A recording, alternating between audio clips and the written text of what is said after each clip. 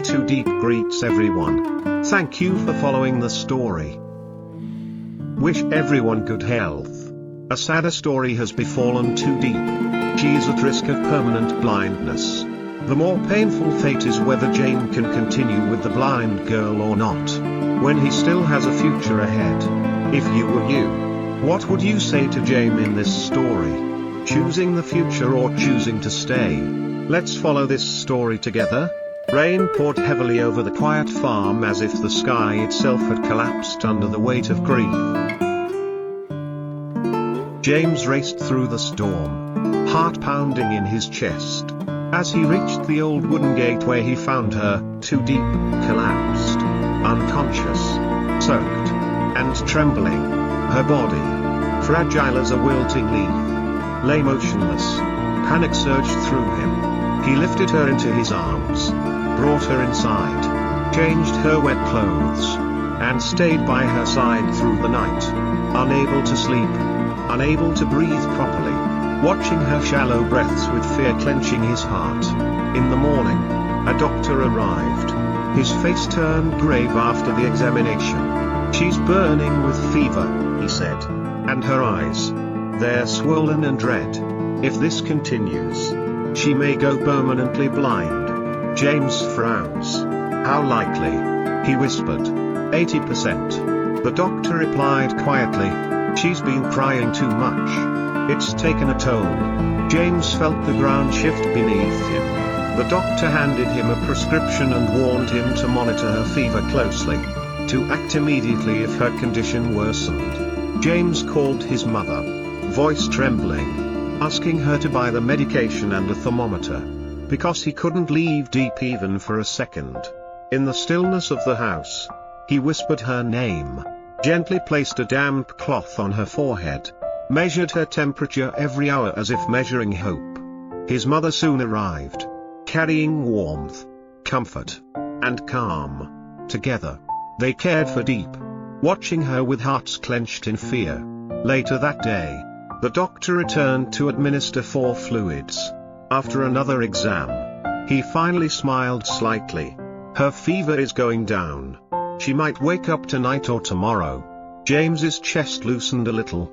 He sat by Diep, holding her hand tightly, whispering, "You have to wake up. We still have so many things to do." He hadn't even told her he loved her yet. He had always thought there was time. But when Diep finally opened her eyes, she did not smile. She did not look around. She did not see. She had gone blind.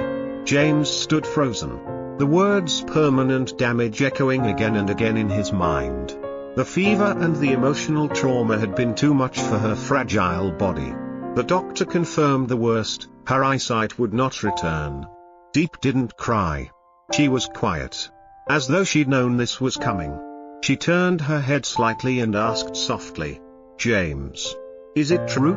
I can't see anything. Can I?" James couldn't speak.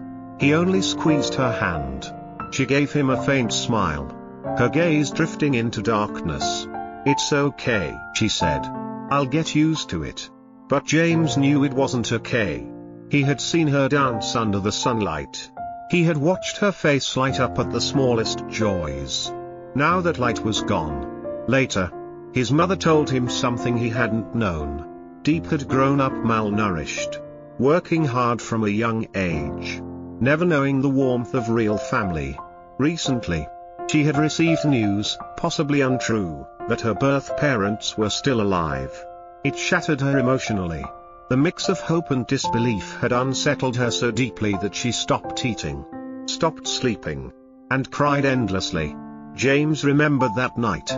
He had called her several times after work, worried because she'd seemed weak that morning. When she didn't pick up, he rushed to the farm and found her unconscious at the gate in the rain. If he had been just a little earlier. But time does not rewind. After a few days, Diep began adapting.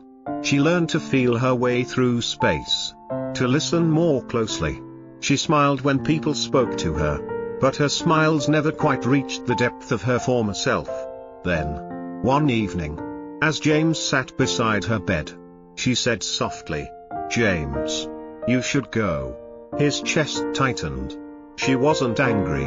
Her voice was calm. Resigned. I don't want to be a burden. You have a future. I want you to live it fully. James held her hand tightly, trying to protest.